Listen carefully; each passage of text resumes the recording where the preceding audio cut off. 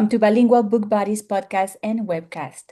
Bilingual Book Buddies is dedicated to promoting bilingual books for children and sharing insights from authors, illustrators, editors, agents, and anyone involved in bringing these stories to life. I'm Claudia Sloan. I'm one of three co-hosts of Bilingual Book Buddies. I'm an artist who also writes and illustrates books for children with themes of wellness, Latinx culture, my own life adventures, modern fairy tales, STEAM, and sports. And now I have a pleasure to welcome both of my co-hosts, Alicia Salazar and Silvia Lopez. Hi, I'm Alicia Salazar, children's book author and former teacher. I've written bilingual and English language books for young readers, including the Camila the Star series, Trolls, Loch Ness Monster, and my recently published picture book, Cascarones, An Easter Surprise. I'm passionate about stories that celebrate culture, spark imagination, and encourage kids to express themselves, especially in more than one language. And I'm Silvia Lopez. I'm a bilingual Cuban-American author living in Miami. After a long career as a school librarian, I turned my lifelong love of reading into writing for children. I have published about 20 picture books, including easy readers, nonfiction folktales, nonfiction folktale retellings, and biographies. And now I have the pleasure to welcome Gabby Belt. Gabby is a Costa Rican American children's book author who lives in a small town in the Mojave Desert. Inspired by her experiences of growing up bilingual and bicultural, she writes the stories for children so they can see themselves in books. Gabriella received a BA in English Literature from California State in San Bernardino and her master's in education in curriculum and instruction from the University of California at Riverside. She has taught in high school English for 15 years.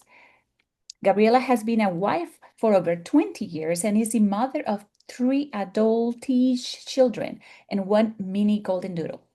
And last but not least, Gabby is the great-great-great-granddaughter of Jose Maria Castro Madiz, the first president of Costa Rica. Welcome, Gabby. Thank you for having me. Good morning. Hello, everybody. Hello, hello. Hi, thank you for being here. And Silvia has the first question today, so I'll pass it on to Silvia. Thank you. I do have the privilege of having the first question today. Gabby, what inspired you to become an author of bilingual books for children? Oh, thank you, Sylvia. I love that question because it's not a dream that I've had my whole entire life. I've always been a reader. I was always the kid in trouble at school because I'd hide my books under the desk. And no surprise, I grew up to teach English to high schoolers, and I love literature.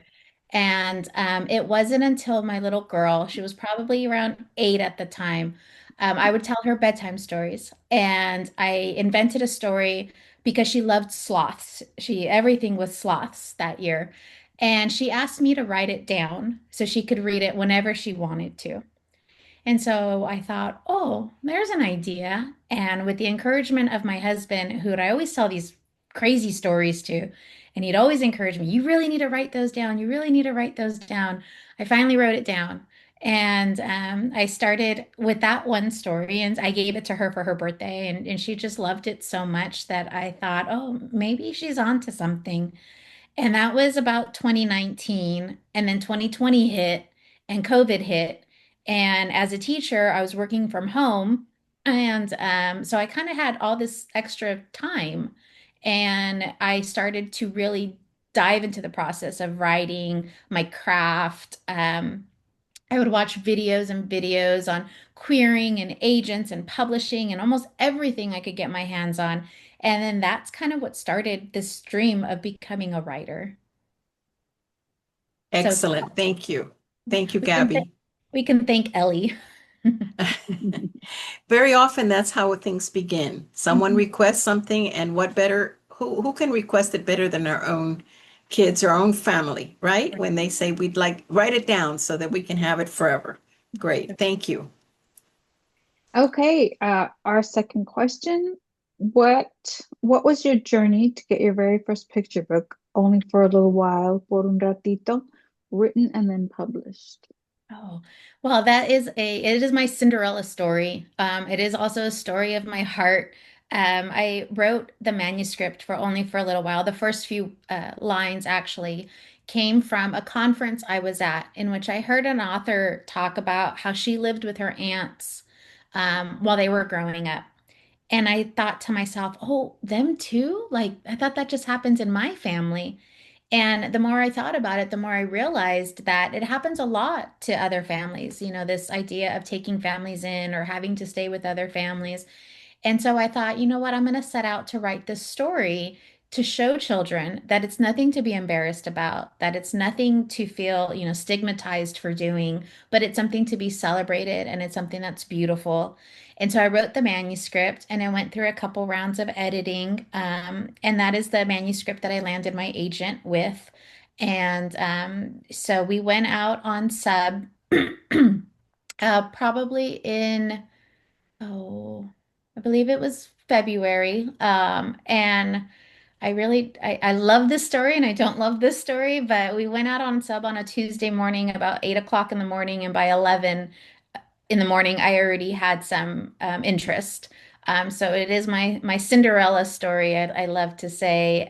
By the end of the day, I think I had 4 or 5 editors interested, and so it just kind of snowballed into this auction, and it was just an incredible, surreal experience to have that happen my first time around. That's fabulous.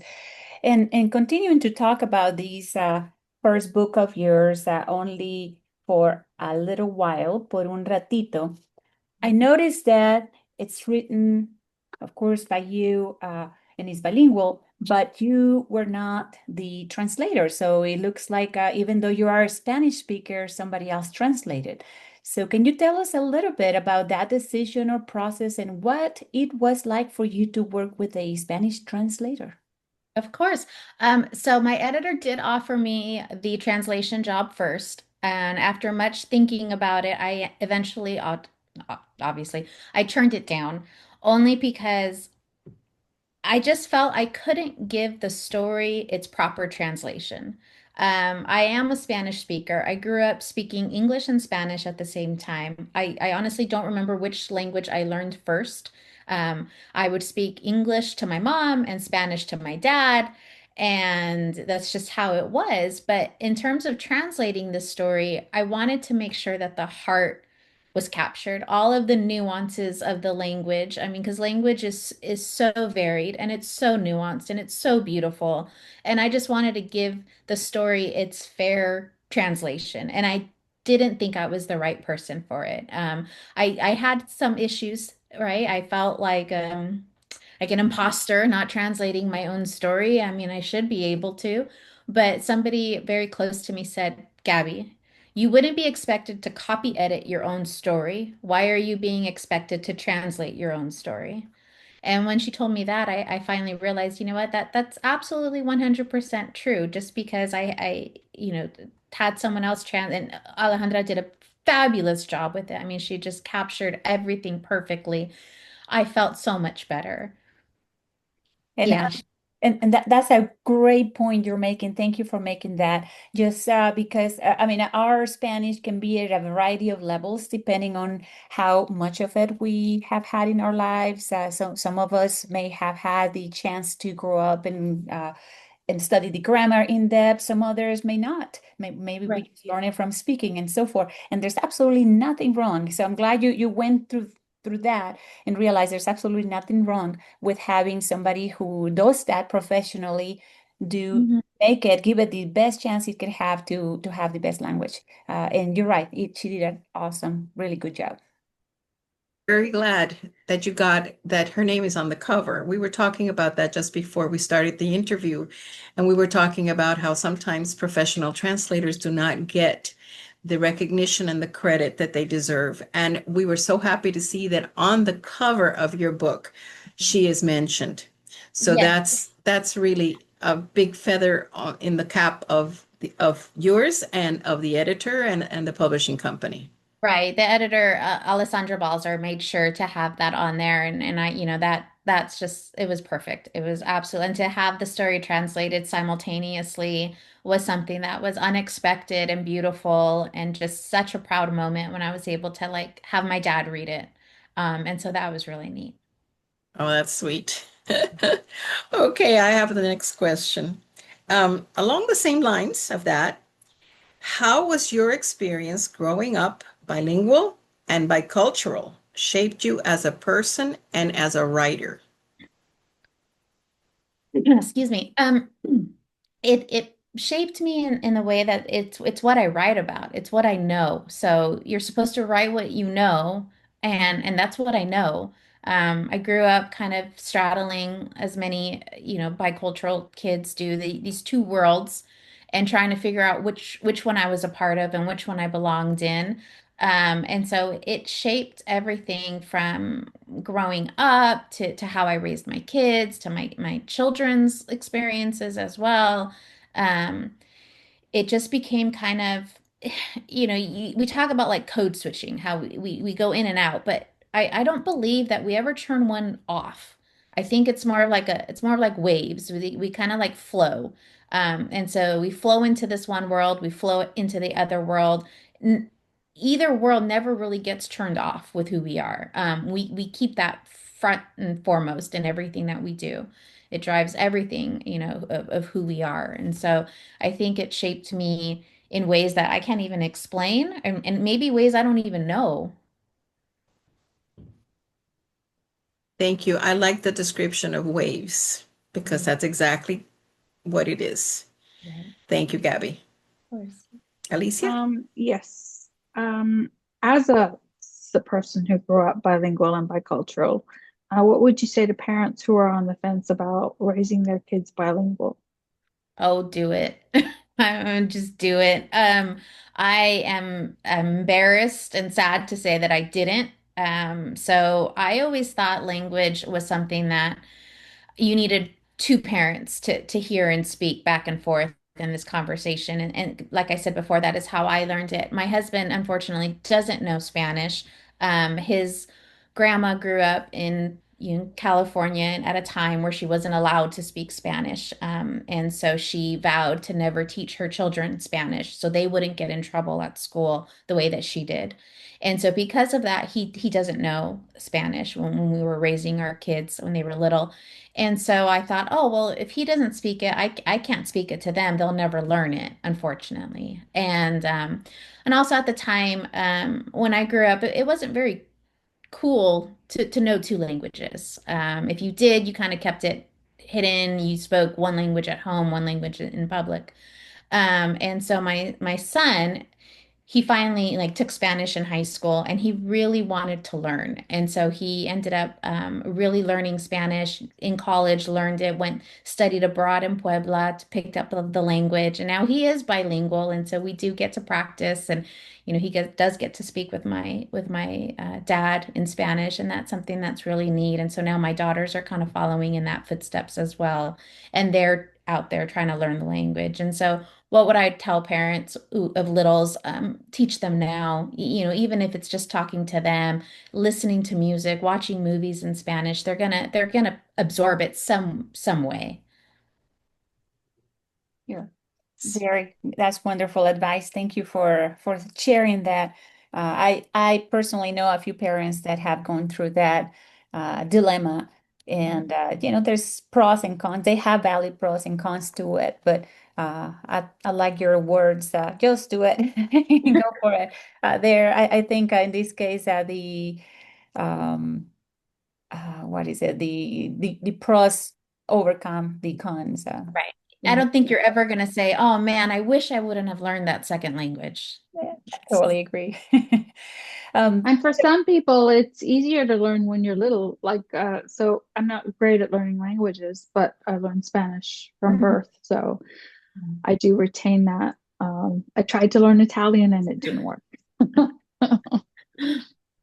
But don't give up, Alicia. But No. what I was going to say that you mentioned, speak to them, talk to them.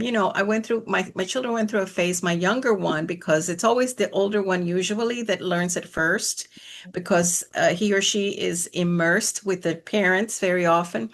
but then he or she speaks to the next kid in English usually because that's what they do in school, and then the third one comes along and forget it. But we always spoke to our son, who's the youngest, in Spanish, even when he answered us in English. And we just kept insisting and insisting and insisting. It didn't have anything to do with the grandparents. We just wanted to make sure that he heard it. His ear. And you know what? When he grew up and became a man and has a family of his own, first of all, his children are completely bilingual. But that knowledge of Spanish, him and my daughter have served him and her in their professions incredibly.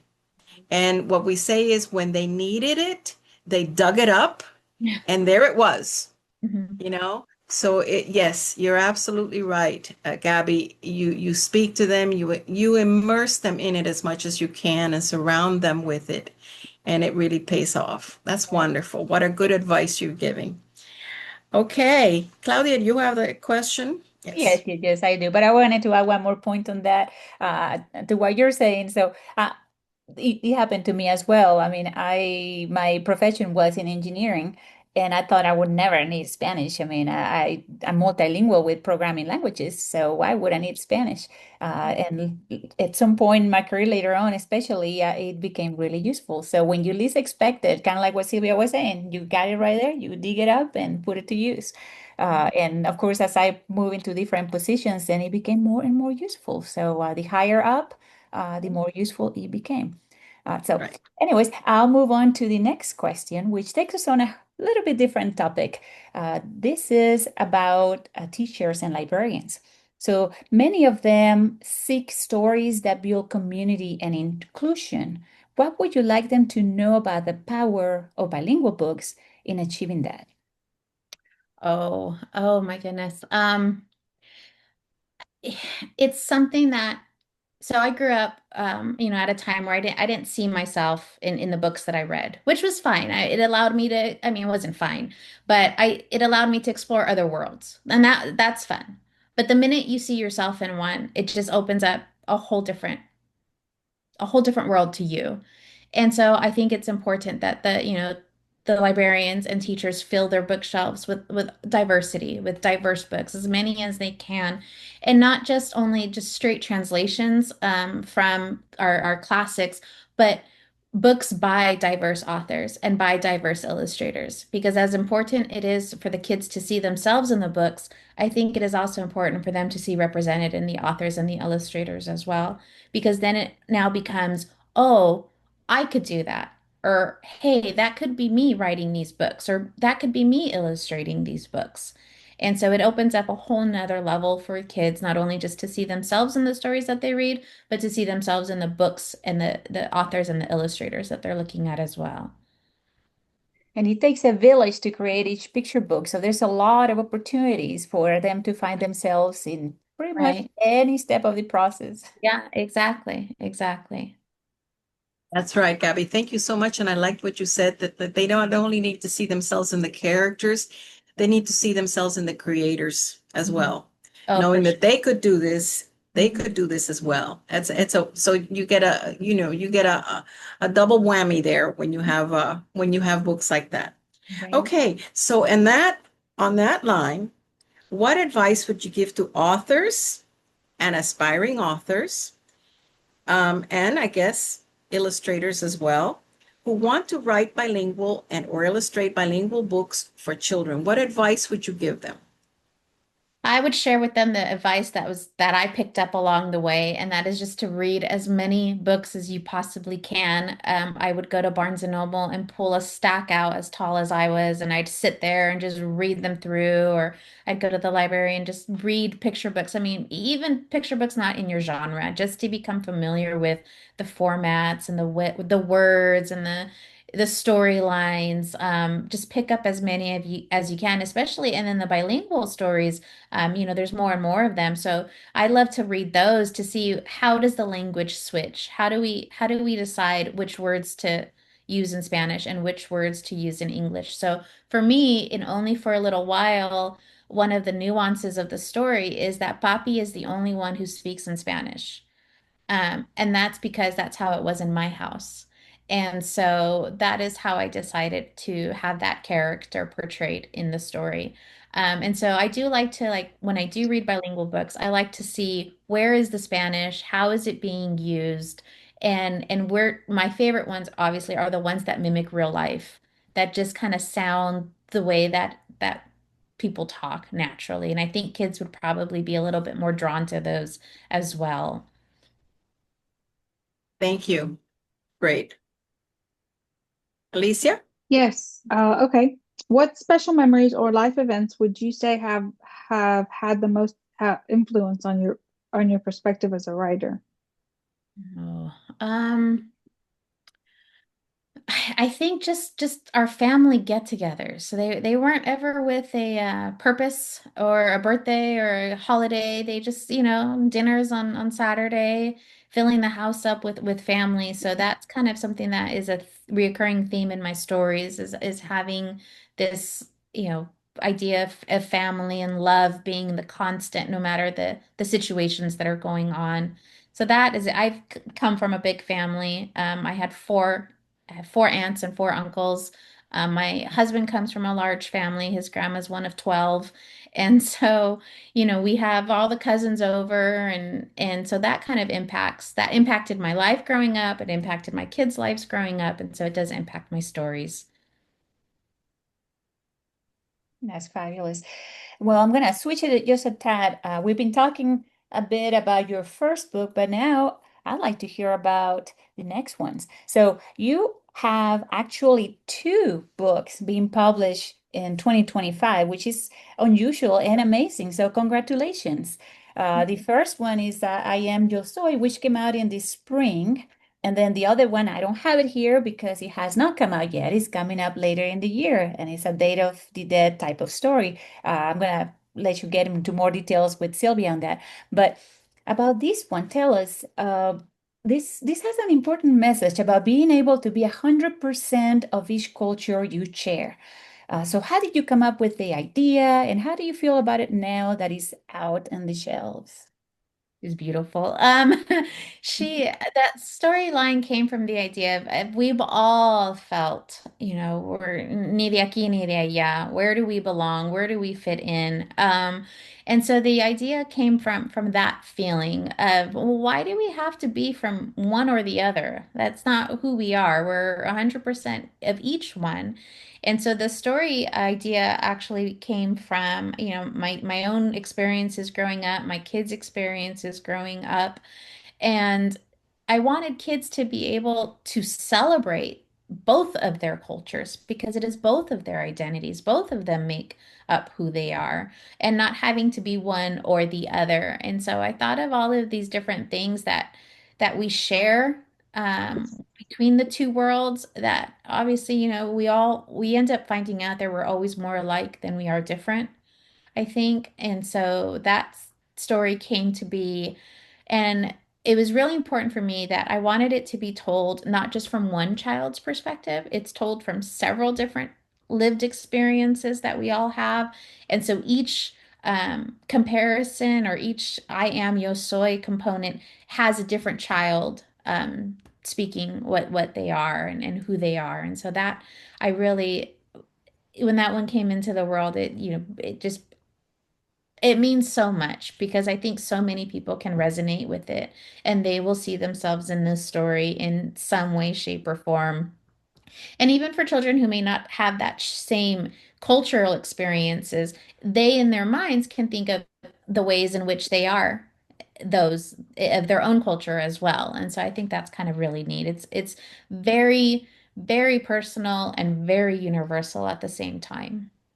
I love these. I mean, I love the book. It's beautiful. So congratulations. It totally resonated with me because, and probably with Sylvia and Alicia too, and many of our listeners, because, we go through, we navigate that by culture. Are we from here? Are we from there? And when I was a kid, there was this really funny movie with La India Maria. I don't know if you're familiar with her. I'm from Mexico, so so it was about the title was Ni de aquí, ni de allá, meaning not from here, not from there. And it was precisely about that. And when I was reading your book, it totally brought me back, to those memories of her movie, the fun stuff, but also my own life as to how I struggle. And this particular spread, I love it because in my family here, we celebrated Christmas, and then of course in my family there, we celebrated Nochebuena, and sometimes we mix it too, and so and so. So Sylvia and Alicia, you guys may have some stories about feeling like that also. I don't know. Yes, I definitely do because I am a global citizen. I have no country at this moment, which is a very sad thing to say. I have a tradition and I have a culture, and I have what was instilled in me, but I cannot visit my country and I cannot go there, and it's not the same as I left. So to me, I have seriously, I have become a citizen of the world. I'm a global citizen, as you can see back there. I'm Cuban American, but I have my yay, my beautiful sombrero back there. And I just appreciate all cultures. And I think what you said, Gabby, that was so true and it rang. We all have things in common, and we have more in common than we have differences. And I think that is such an important message that children's books can put across and bring to children, that to look at each other's differences, but almost as if they are wonderful rather than they're detrimental.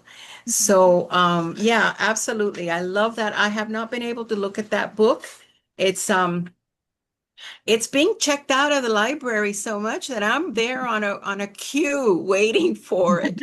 So as That's soon a as I good get problem it, to have, right? yeah, it's a great problem to have, Gabi, so that the book is in demand.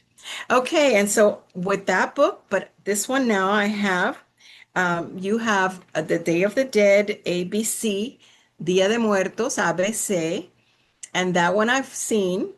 So it was just recently published, right? It's just recently published, I believe. It's not Uh, out yet. So I've yeah. seen the previews. That's it. I've seen the previews. I was able to look at the inside the books through several of the Yeah. booksellers, and it is so beautiful. And you mentioned the sloth. I think the sloth is on there, right? Is the sloth on there I'm somewhere? not sure if he's in there somewhere. I don't know about that one. Yeah, the illustrator, she just did such a fantastic job with that one too, and that one's exciting to have out or coming soon, um, because it's something that's uniquely done.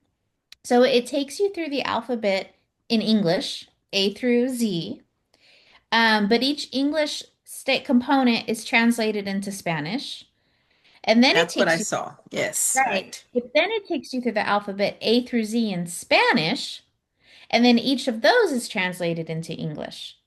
So you're getting kind of double the alphabet for Day of the Dead. And so it's really neat. It is a nonfiction text, and so there is a lot of information in it, and it can be used in just such a variety of different ways. You can focus on just one alphabet or one letter a day in your classroom if you want, or read the whole thing through. But the editor wanted to give equal weight to both languages. He didn't want to just have English as its main language and then translate it into Spanish. He wanted them both in English and in Spanish, which was challenging a little bit for some of the letters, as sometimes, in Spanish, some of those letters aren't native, No. and they're not natural. Right.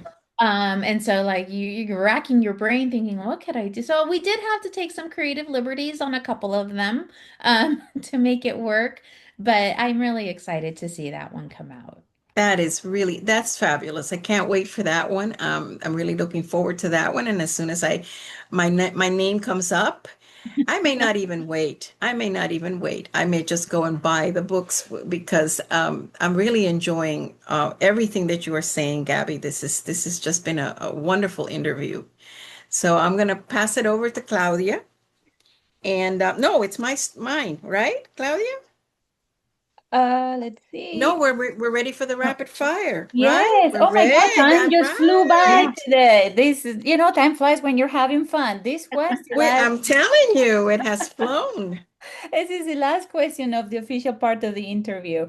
So now what we have is the rapid fire questions, which are three questions that we ask of every guest. And they're meant to be whatever comes first to your mind in 30 seconds, 60 seconds. So just no pressure, maybe just a little bit. So the first one, what's one fact about you that even your biggest fans might not know? Ooh, I am probably the clumsiest person with my ankles that have ever walked the face of this earth. I roll my ankles all the time. It doesn't matter if I'm barefoot, in tennis shoes, in heels. I will find the tiniest pebble and twist my ankle. So I very rarely w wear heels. I hate hiking for that reason because if there's a divot in the path, my ankle will find it. Oh, man, Oh my goodness. Yes, I know. I have weak ankles too, Gabby, so I'm with you. yeah, just The only Okay, so kind of heels feel the only kind of heels that I'll wear are the thick Like ones. right, The platforms. Yeah, or platform, yeah. wedges. Yeah, Yeah. yeah, yeah. well, I've given up on those too. So anyway, all right. So we have a rapid fire question, a second one. If others were to describe you in one, two, or three words, what would those words be? Ooh, uh, probably organized. I'm kind of a little type A. I love calendars and schedules and to-do lists, and post-it notes. So organized is probably one of them. Um, Creative, I think, is another one. Sometimes ideas just pop into my head, which is great for teaching and not great for teaching. Because sometimes my third period of class will have a whole different lesson because I decided to change it halfway through teaching it the first time. So I'd say creative. Wonderful. Thank you. and both of them show. I mean, you can see your beautiful Yes. organized background in there. That's really nice. That's probably one of the nicest I've seen in Zoom Lovely. calls and why not? It's lovely. Thank you. Alicia? Last rapid fire question. What book or books have had the most impact in your life? Hmm. The House on Mango Street was the first book I read that I saw myself in. I was a freshman in high school, and I remember reading the very first chapter, and I thought to myself, "Wow, that's like my family. That's weird. I've never seen this before." So definitely that The House on Mango Street. Um, Oh, I've read so many that it's hard. It's like picking a favorite child, you really can't. Um, I think that that'd probably have to be the one that really, really changed probably my trajectory of life. Yeah. That's wonderful. Well, that brings us to the end of our episode today. Thank you so much, Gabby. Muchas gracias. Alicia, Silvia, any last remarks? Personally, I've really enjoyed having you here today. Learned so Well, much from you.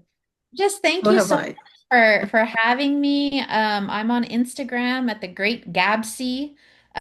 Which cracks me up every time I say it. But you can find more of my adventures on teaching and writing and life in general over on there. So thank you. Well, I wanted to thank you also for being here. I loved your perspective on and your book. I am yo soy about about kind of sometimes feeling like you're not from here and you're not from there because, like you said, I think we've all experienced that, and uh, so when I'm in Mexico, they know I'm American right away. But Right. when I'm in the United States, they identify as me as Mexican right away. So it's like, Right. oh, so yeah, Yeah. like I think a lot of kids feel that way. So Oh, 100%. I think my biggest flex is when I go to Costa Rica and I use my Spanish and I can get the national price versus the tourist price. yeah. Did it. And so that's always really Thank funny you. to Thank you, do. Gabby. Thank you guys. Well, as far as I'm concerned, Gabby, I have a funny feeling that in another life, I was your mom because I have identified so much with so many. I studied to become a high school English teacher.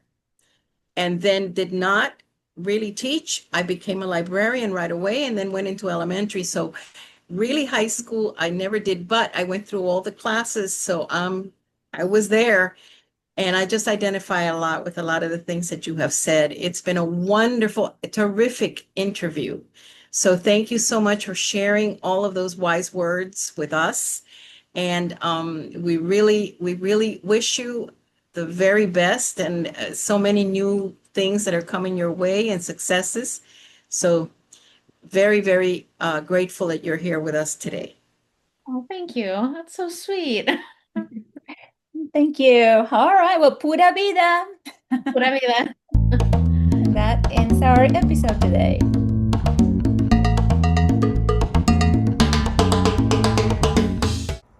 In the next episode, Maritere Rodriguez Bellas.